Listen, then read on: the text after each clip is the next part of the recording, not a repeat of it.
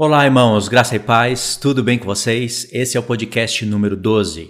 E para você entender esse assunto aqui, no número 12, você precisa de voltar pelo menos no número 11, que foi aonde eu iniciei o assunto do cavalo branco do Apocalipse. No podcast anterior, eu expliquei um histórico de como eu acreditei ser esse cavalo, que eu já mudei de opinião 2 vezes, né? E agora, essa última vez, eu acredito que é a que faz mais sentido e que é a que eu vou ficar. Pela experiência do tempo, né? Porque eu não mudei de opinião 2 vezes em pouco tempo. Foi questão aí de anos, mais de 10 anos. Então, eu explico isso para fazer um resuminho do podcast anterior, né? Embora eu tenha que fazer esse resumo até para ajudar os irmãos a esquentarem aqui no assunto, quem não assistiu o 11 vai ter que voltar no 11. Então eu achava que esse cavalo branco, esse cavaleiro, era o anticristo, a cor branca era uma falsa paz e o arco era que ele iria trazer a guerra e, consequentemente, eu interpretava que ele iria trazer a guerra, né, a espada, a cor vermelha, e através disso, a consequência das guerras iria ser a fome e a cor preta, a balança, né, e aquelas questões, e depois viria o ministério do anticristo. Eu colocava isso dentro da última semana, como vocês já sabem, né? Agora eu penso diferente. Eu alterei o pensamento e agora eu acredito que o cavaleiro branco é Cristo, não o próprio Cristo na terra, é lógico, mas Cristo sendo representado por suas testemunhas. Então, quem traz a espada e a guerra não é, por assim dizer, né? Não é o anticristo, e sim as próprias testemunhas, elas causam dano na terra. Se as testemunhas do Senhor têm poder de causar danos na terra, aquelas pragas, né, aqueles flagelos, e a gente vê por outro lado 4 anjos nos 4 cantos da terra, retendo os 4 cantos, os 4 ventos do céu, para que não soprassem na terra, para que não danificassem nem a terça parte das árvores, a erva verde, nem o mar e nem as águas. Então, somando uma coisa com a outra, a gente entende essas coisas, né? Que, se eu não me engano, foi o podcast ou o número 9 ou o número 10. Estou seguindo uma sequência de assuntos. Então, somando uma coisa com a outra, você entende que o ministério das 2 testemunhas é causar dano na terra. E causar dano é trazer fome. Elas vão trazer fome na terra. Elas vão fechar o céu por 1260 dias. Vocês acham que isso vai trazer o quê? Já vai trazer guerra. Porque se fecha o céu, não tem plantação, diminui a plantação. Contando que, no toque da primeira trombeta, a terça parte da terra se torna em fogo. Queimam as árvores, queimam as ervas verdes. E o mar também é afetado. Queimam as embarcações, fazem dano na terça parte das embarcações. Então as nações que estão fazendo negociações vão entrar em conflitos. Olha aí, guerras. E depois a terça parte das águas se tornam amargosas. Já não chove na terra. O que vocês acham que as 2 testemunhas estão fazendo? Pragas na terra. Por isso é semelhante ao tempo do Egito, né? O Egito está lá em Apocalipse 12, revivido. E as 2 testemunhas, no caso ali, não é mais Moisés e Arão, e sim alguém que represente Moisés e Elias. Não tem nada diferente disso, né? A própria descrição das 2 testemunhas nos fazem nos lembrar desses 2 homens.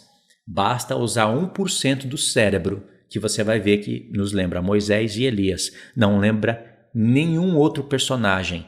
A não ser que você estude um pouquinho mais e você vai compreender que através desses 2 personagens, você consegue trazer outros profetas colados neles. Mas o que mais se destaca em primeiro lugar é Moisés e Elias. Certo? Então, irmãos, sabendo disso, vocês sabem que quem vai trazer espada na terra, cavalo, né, cor vermelha de sangue, e a cor preta, que é fome. Vocês sabem que agora, né, faz mais sentido entender que é o ministério das testemunhas. É o próprio povo de Deus que está trazendo isso na terra para que se monte logo a 7ª cabeça e o 8º rei. É Deus agilizando as coisas e usando o seu povo. É claro que o anticristo se aproveita disso fazendo guerra e trazendo fome. Mas lembra, o anticristo ou o diabo, o espírito do anticristo não pode fazer nada se Deus não permitir. Nada.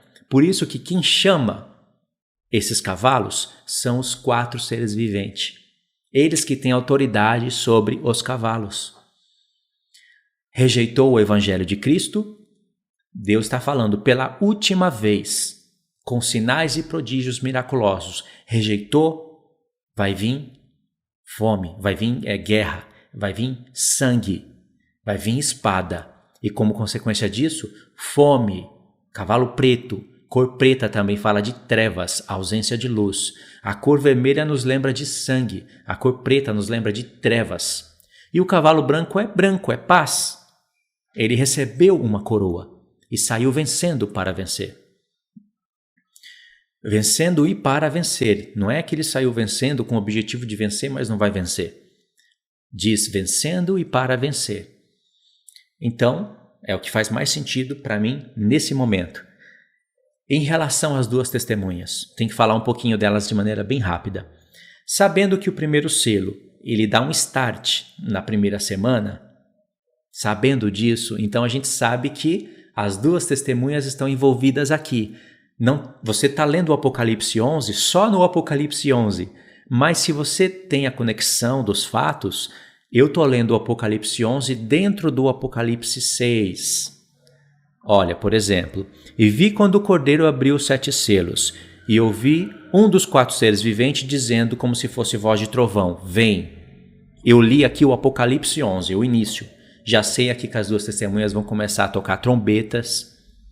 E vice-versa, eu posso ir lá em Apocalipse 11 e ler o que está escrito em Apocalipse 11. Por exemplo, vou dar um exemplo aqui rapidinho na leitura.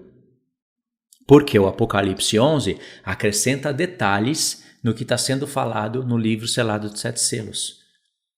O Apocalipse 11, o 12 e o 13 são acréscimos de eventos que vão acontecer dentro do período dos 7 selos. Não são eventos que vão acontecer após a abertura dos 7 selos, após todos os acontecimentos dos 7 selos, dos 7 selos. Então Apocalipse 11 diz o seguinte: foi-me dado um caniço semelhante a uma vara, e também me foi dito, dispõe-te e mede o santuário. Só essa frase, ela me leva para várias porções da palavra de Deus. Vou ler mais um pouquinho. Mas deixa em parte o átrio exterior do santuário e não o meças, porque foi ele dado aos gentios, estes por 42 meses calcarão aos pés a cidade santa. Darei as minhas duas testemunhas que profetizem por 1260 dias, vestidas de pano de saco. Eu já estou lendo os selos aqui. São essas as duas oliveiras e os 2 candeeiros que se acham em pé diante do Senhor Deus de toda a terra. Irmãos, candeeiros, oliveira, esse é o assunto que está lá em Zacarias 4. Em Zacarias capítulo 6 nós temos os cavalos. Então, está vendo a conexão já com os profetas? Então você pode ler o Apocalipse 11 pensando na abertura dos selos, ou você pode ir lá e ler o Apocalipse 6 pensando no ministério das duas testemunhas. Compreendeu? Porque quando abre o primeiro selo é início da semana. Como eu já expliquei no podcast anterior, o número 11. Entendeu a conexão? Agora, as duas testemunhas são povos literais, são 2 homens literais ou são povos, judeus e gentios? Tem gente que acha isso uma invenção. Falar que as duas testemunhas representam 2 povos, sendo esses judeus e gentios, e com um pouco mais de luz no entendimento, uma porção da casa de Judá e uma porção da casa de Israel. Tem pessoas que acham isso uma invenção. Mas você prova pela Bíblia que não é invenção, e sim que é limitação da mente deles. Por exemplo, se você diz que em Apocalipse 11 está falando de 2 homens, 2 profetas, que soltam fogo pela boca e que eles vão profetizar por 1260 dias, e depois de 3 dias e meio eles morrem. E aí, não, eles morrem e os corpos ficam estirados na praça da grande cidade, etc, etc, por 3 dias e meio. E aí vem o Espírito de vida e ressuscita eles. O que você está fazendo? Você está apenas repetindo o que o Apocalipse 11 está falando. E o Apocalipse não foi feito apenas para você ler e repetir. Ele foi feito para você entender, interpretá-lo. Por isso que sempre os assuntos que estão sendo falados no Apocalipse, as peças, as figuras, não se originaram ali. Tem conexão com os profetas. Então, você vai ver pessoas dizendo, quando o Apocalipse está mostrando para você algo claro que não precisa de interpretar, não interprete. Mas isso é porque a mente da pessoa é limitada. Ela não consegue ver o assunto das duas testemunhas no livro da lei, por exemplo, que vão ser acréscimos que eu vou dar para vocês nos podcasts posteriores. E o assunto das duas testemunhas ele é tão rico que ele passa pelos profetas. Por exemplo, em Isaías, Deus fala que o Senhor iria ser santuário para o seu povo, mas pedra de tropeço para as duas casas de Israel. A gente já sabe o que significa isso, não é? Isso está em Isaías 8. Aí quando chega em Isaías 42, 43, o Senhor começa a falar para as duas casas de Israel: vós sois minhas testemunhas. Ele repete várias vezes nesses dois capítulos. Eu acho que é Isaías 43 e 44. Ou é o 42 e o 43, ou é o 43 e o 44. E aí ele fala: não há outro Deus além de mim. Por isso, vós sois minhas testemunhas. Eu não disse antes? Eu não avisei? Deus estranho convosco não houve. Olha só, Deus estranho no livro do profeta Daniel é o anticristo, que a gente sabe que também é o espírito do diabo no anticristo, né? O espírito do anticristo nesse mundo. É o Deus estranho. E Deus fala lá em Isaías: Deus estranho com vocês não houve, então vocês são minhas testemunhas. Há outro Deus além de mim? Deus está perguntando: não há, então pregue isso na cara da besta, porque vocês são as minhas testemunhas. Aí o povo quer que a gente leia isso e que a gente chegue em Apocalipse 11 e jogue tudo isso fora, descarte. Porque se a gente conectar as coisas, algumas linhas, né, vão cair. Algumas linhas superliteralistas vão cair por terra. Tem porções literais no livro do Apocalipse? Tem, mas não é tudo literal. Tem porções literais e porções espirituais. Quem vai determinar isso são os contextos, depende da sua iluminação pelas palavras dos profetas. Vocês vão ver muitas pessoas ensinando o Apocalipse 11 e o ministério das duas testemunhas somente na base da sua imaginação. Ou seja, elas estão lendo e somente repetindo o que elas estão lendo. Não há conexão com os profetas, não há lembranças. Imagine se a gente fosse fazer esse mesmo processo de entendimento no Apocalipse 13, aonde tem uma besta semelhante a leopardo com pés de urso e boca de leão. Tem no profeta Daniel. Mas eu quero interpretar só no Apocalipse 13. E diz ainda que ela tem 7 cabeças e 10 chifres, e tem os detalhes ainda nos chifres, nas cabeças, e ela volta a aparecer em Apocalipse 17 com mais detalhes ainda, a Grande Babilônia e todos aqueles detalhes daquela prostituta. Então, eu vou interpretar isso na minha imaginação? Não posso. Eu tenho que ver aonde se originou essas coisas. Tem referências, tem Bíblia te ajudando, pondo referências. Tem Bíblia que você vai ler o Apocalipse 11 e ela mesma vai falar: Zacarias, aqui Isaías, aqui vai dar um outro profeta. Está te ajudando, mas a mente preguiçosa não faz. E ainda mais, se ela for fazer e isso contrariar a linha que ela quer fundamentar, ela vai fingir que não existe. E Deus está sempre vendo tudo isso, obviamente. Então, por que eu falei das duas testemunhas? Porque o assunto das duas testemunhas estão aqui nos selos. E vocês sabem disso. Então, vocês sabem muito bem, né?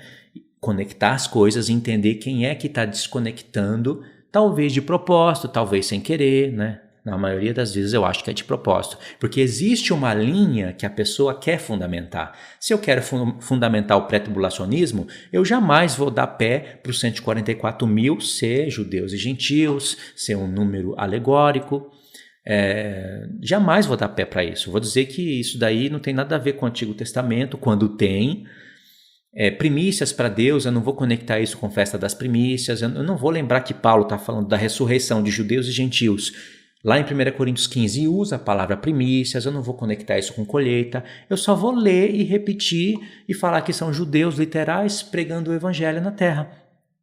Dá até a entender que o povo que fica nessa terra, vamos supor que eu sou pré-tribulacionista, né? Dá até a entender que o povo que fica nessa terra, ele é tão irresponsável que ele não estava apto para ser arrebatado. E mesmo vendo o arrebatamento, eles não tomam vergonha na cara e precisa ainda de um auxílio de 144 mil judeus literais que não tiveram relação para pregar o evangelho para Deus.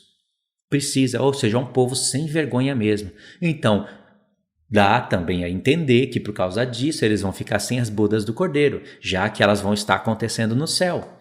E vão ficar sem as bodas e vão morrer, sofrer a ira de Deus, né? Porque dizem que a ira de Deus é a própria grande tribulação. E aí Deus vai derramar sua ira no seu próprio povo, deixar eles sem bodas e depois vai ressuscitar para eles serem um povo feliz para sempre com seu marido. Você entendeu? Eu sinto um pouco de náusea. Assim, começa a embrulhar e sinto um pouco de ânsia de vômito quando eu começo a pensar essas coisas. Porque é muita porcaria dentro de uma mensagem. Então eu tenho que retomar, respirar fundo, se acalmar e falar, calma, Luiz, é só uma linha porca, não precisa se alterar, volta agora para a palavra de Deus. Ok, sexto selo. Vamos voltar agora para ler o sexto selo. Então, irmãos, eu já dei para vocês uma boa recapitulação dos fatos. Agora, olha acréscimos que a gente não via. Apocalipse, capítulo 6, verso 1, é o primeiro selo. Vi quando o Cordeiro abriu um dos 7 selos e ouvi um dos 4 seres viventes dizendo como se fosse voz de trovão. Como se fosse voz de trovão. Vem. Esse vem foi um trovão. Agora, segundo selo. Quando abriu o segundo selo, ouvi o segundo ser vivente dizendo, vem. Terceiro selo. Quando abriu o terceiro selo, ouvi o terceiro ser vivente dizendo, vem. Quarto selo. Quando o Cordeiro abriu o quarto selo, ouvi a voz do quarto ser vivente dizendo, vem. Vocês perceberam algo aqui? Os 3 últimos selos, simplesmente o ser vivente, né, diz, vem. Cada um dos seres viventes chamam um cavalo. Só no primeiro cavalo que você vai ver voz como de trovão. Vi quando o Cordeiro abriu um dos 7 selos e ouvi um dos 4 seres viventes dizendo como se fosse voz de trovão. Vem! E isso daqui, irmãos, não está por acaso. O primeiro ser vivente é o que tem cara de leão. E com voz de trovão, ele chama o primeiro cavalo branco, foi dada uma coroa e saiu vencendo e para vencer. Tinha um arco na mão. Entendendo agora que o cavalo e o seu cavaleiro representa Cristo, e Cristo está sendo representado pelas suas 2 testemunhas, pelo seu povo, pregando o evangelho da paz. Aí faz sentido, primeiro com ser vivente, com rosto de leão, chamando eles, ou seja, chamando as suas testemunhas, o povo de Deus, para iniciar a última semana, tocando trombetas. E quando tem trombetas, a gente sabe que vai ter voz de trovão, está em Apocalipse 11. E aí diz, vem, chamou o povo para o seu ministério. As 2 testemunhas vão começar agora a trazer dano sobre a terra. As trombetas causam dano, traz guerra, traz fome. Por isso os cavalos vermelho e preto. E aí o anticristo vai vendo ali um terreno próprio para ele começar a exercer o seu trabalho, subindo dentre 10 reinos, né, para tomar autoridade total na metade da semana. Porque em Apocalipse 13 diz assim, se levantou uma besta, né, com todas aquelas características do mar, e ela é chamada de 8º rei. A gente vê isso em Apocalipse 17, tem que somar tudo, né? Eu sei que pareceu assim estranho, né? Apocalipse 11 vai para o 13, vai para o 17, mas é assim a palavra de Deus. Em Apocalipse 13 se levanta uma besta, é a mesma besta que se levantou do abismo lá em Apocalipse 11, né? Então ali diz que ela fez guerra contra os santos durante 42 meses. Fez guerra e venceu. Em Apocalipse 11 diz que as 2 testemunhas têm que profetizar primeiro por 1260 dias e depois a besta que levanta do abismo mata elas.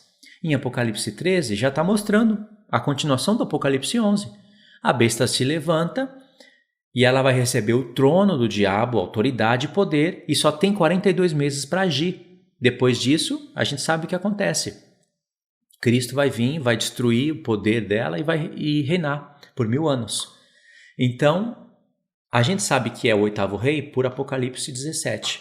Então é o 8º rei e ele tem que assumir o seu poder. E o que vai agilizar isso daí para ele é o próprio Deus. O próprio Deus diz que junta as nações e leva elas contra Israel.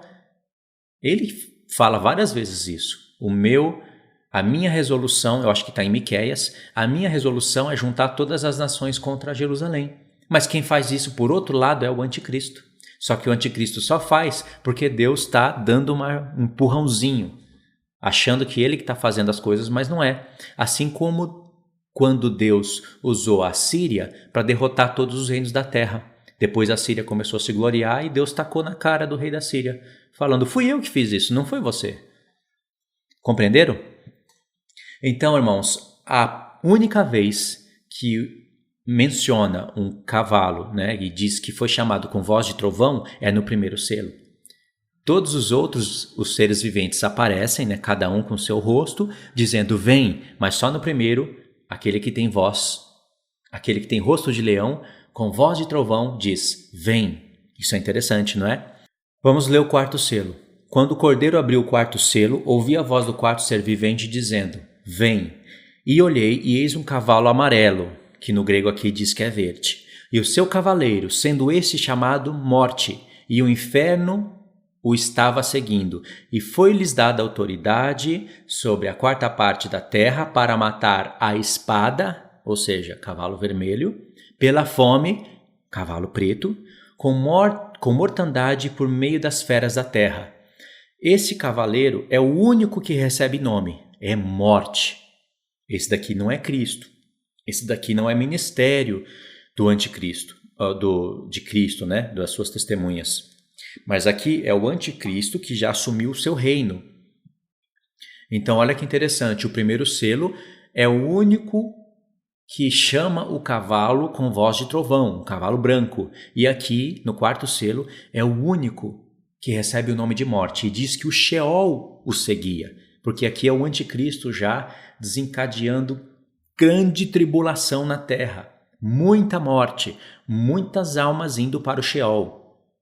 Entendeu? Identificou? E o Senhor querendo mostrar para a gente que aqui realmente é a metade da semana, ou seja, que as suas duas testemunhas já pregaram por 1260 dias e agora elas vão começar a morrer. Lembra? Quando lê Apocalipse 6, nos selos, você está lendo Apocalipse 11. Lembra disso? Aí vem o quinto selo. As testemunhas do Senhor não começam a morrer? Olha só, verso 9. Quando ele abriu o quinto selo, vi debaixo do altar as almas daqueles que tinham sido mortos por causa da palavra de Deus e por causa do testemunho que sustentavam. Certo?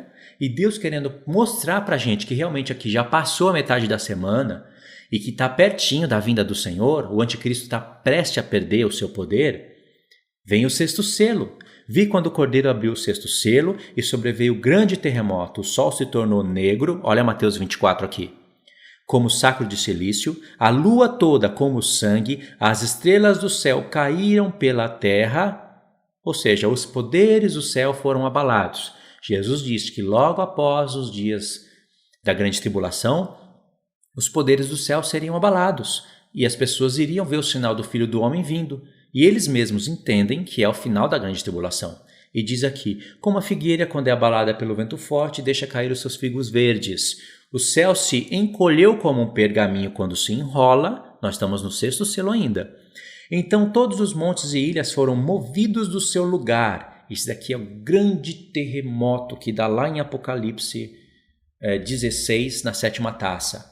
Os reis da terra, os grandes, os comandantes, os ricos, os poderosos e todos escravos e livres se esconderam nas cavernas e nos penhascos dos montes e diziam aos montes e todos os rochedos: caí sobre nós, escondei-nos da face daquele que se assenta no trono e da ira do Cordeiro, porque chegou o grande dia da ira deles. E quem é que pode suster-se?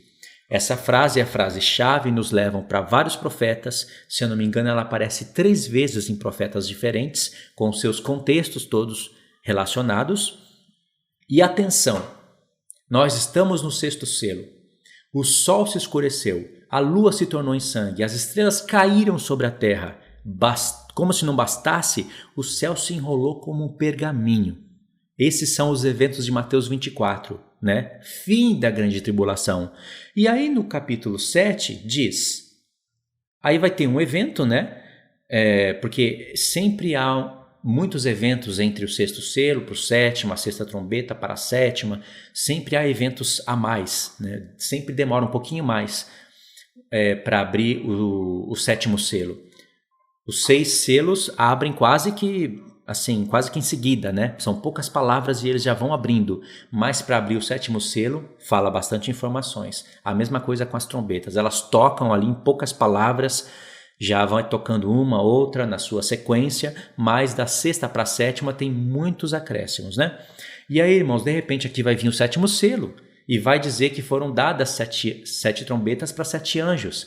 E aí os pré-tribulacionistas imaginam que vai começar a tocar depois desses eventos, já que eles colocam tudo em uma linha cronológica. Eles acreditam que ainda a terra vai ouvir toque de trombeta. E aí eles não param para pensar, se Jesus veio no sexto selo e a igreja foi arrebatada antes da grande tribulação, como que pode ser esse evento, o evento antes da grande tribulação, sendo que são os mesmos eventos de Mateus 24? Olha como eles não fazem conta. E como que a terra vai suportar agora 7 toques de trombeta se o Senhor Jesus já veio no sexto selo? Eles caíram na armadilha que o Senhor fez, porque o Senhor faz armadilhas para pegar linhas de homens. A gente sabe então que quando estavam sendo abertos selos, trombetas estavam sendo tocadas. Óbvio isso. Então o sétimo selo, ele vem para acrescentar detalhes nos selos anteriores e vem para abrir todo o resto do Apocalipse. Essa é a interpretação que passa na linha de pensamento sem contradizer nada, sabe? Se você pôr ela num papel, você vai ver que não se esbarra. E Deus trabalha com analepse o livro todo, não é difícil de entender isso, né? Ele faz flashback. Entenderam, irmãos? Então vocês viram aqui que coisa incrível, Deus revelando a última semana através dos selos. E você entende que quando toca selos, estão tocando trombetas e depois de um determinado ponto, começam-se a derramar as taças da ira de Deus. Perfeito? O que acontece é que o sétimo selo, a sétima trombeta e a sétima taça, elas vão se encontrar. 7, 7, 7. E aí vocês sabem o que acontece, né? Na sétima trombeta vem o sétimo milênio, que é o 7º dia da criação, vem a sétima festa, e aí múltiplo 7, para mostrar plano completo. Ainda que o milênio vai se iniciar, né? Está dando início, mas o 7 já aparece. Entenderam, irmãos? Então, esse era o assunto que eu queria acrescentar para vocês. A voz de trovão chamando o primeiro cavalo, sendo esses as testemunhas do Senhor com o evangelho da palavra de Deus, que saiu vencendo e para vencer. Por quê? Saiu vencendo por 1260 dias, mas depois eles morrem, não é? Mas eles vão vencer, porque os mesmos que morrem ressuscitam para julgar o reino da besta e desfazer eles até o fim, como está em Daniel 7. Então ele saiu vencendo, tudo bem, foi parado, o sacrifício contínuo foi tirado por um tempo, mas vai vencer. Em Apocalipse 2:12 diz, eles venceram pela palavra do seu testemunho e pelo sangue do Cordeiro, vencendo e para vencer. Agora, um assunto que eu quero introduzir no próximo podcast, trovão. Vê que o cavalo branco foi chamado com voz de trovão. Essa parte de trovão é muito interessante, porque eu frisei muito o Apocalipse 11 aqui. E no Apocalipse 11, o Senhor quis que nós soubéssemos que existe 7 vozes de trovão. João iria escrever as vozes, mas Deus falou, guarda em segredo, não as escrevas. E as 7 vozes das trombetas estão ali para a gente, reveladas. Mas as do trovão, Deus quis guardar em mistério. Deixa eu perguntar para vocês. Existe alguma coisa que o Senhor não vai revelar para a gente? Em Amós 3, não diz que o Senhor não fará nada sem revelar os seus segredos aos seus servos? Se tem 7 vozes de trovão, é porque o Senhor vai revelar isso para a gente. Só que Ele não vai revelar tudo de uma vez. Ele vai começar a revelar de pouco a pouco, assim como Ele fez com os selos e com as trombetas. E eu já quero dar introdução a esse assunto para a gente meditar no próximo podcast, porque aqui vai ficar muito grande. Nós vamos trabalhar juntos, e eu acredito que não é só porque João ouviu a voz dos 7 trovões e ele não escreveu, não é por isso que não está escrito na palavra de Deus. Está escrito, mas está escondido. O Senhor quis revelar a voz das 7 trombetas, mas não a dos 7 trovões. porque isso ia ficar em mistério, mas as vozes das trombetas iriam nos dar luz para a gente compreender a voz dos 7 trovões. É um teste de alto nível, entendeu? Mas eu quero dar um início já no assunto, para vocês verem que Deus realmente não fará nada sem antes revelar os seus segredos aos seus servos. Então no próximo podcast nós vamos estudar as vozes dos 7 trovões. Não completamente, né? Não com plenitude, mas já vai ser um bom início para a gente começar a estudar sobre isso. Tem pessoas que podem pensar que Deus falou, não escreva, deixa em mistério, porque eles vão saber só na glorificação. Não faz sentido. Isso não faz sentido. Porque se as vozes dos trovões são eventos que Deus há de fazer nessa terra, então ele vai revelar. Porque ele prometeu, e uma promessa dele não é descumprida. Se ele prometeu revelar, ele vai revelar. Revelar os seus mistérios. As vozes dos trovões foram mistérios que não foram escritos. Mas será que elas não estão reveladas? Eu acredito que elas estão reveladas. E se o Senhor João falasse assim, eu ouvi a voz das 7 trombetas, mas quando eu iria escrever, o Senhor falou, guarda em segredo, não escreva.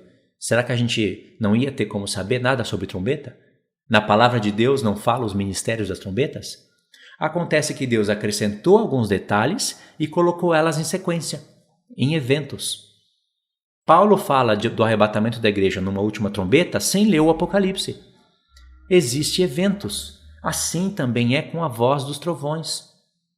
Só que aí o parâmetro para a gente conseguir essa revelação são as próprias vozes das trombetas. Não é impressionante isso? E ver que está relacionado com o primeiro cavalo, que foi chamado com voz de trovão. Outro ponto incrível. Os 144 mil, eles têm voz de trovão. Muita gente não sabe, né? O Senhor Jesus tem voz como de trovão. Entendeu? Agora, uma coisa que eu vou deixar aí para o próximo estudo. Leão e trovão tem tudo a ver. Tudo a ver. Então, irmãos, eu vou terminar o vídeo por aqui. Como sempre, eu peço para vocês deixarem um like, compartilhem o vídeo em algum lugar para ajudar no canal. Verifique a inscrição no canal, deixe os seus comentários, né? Façam a participação para ajudar o crescimento do canal. E é isso daí. A gente se encontra no próximo estudo. Deus abençoe.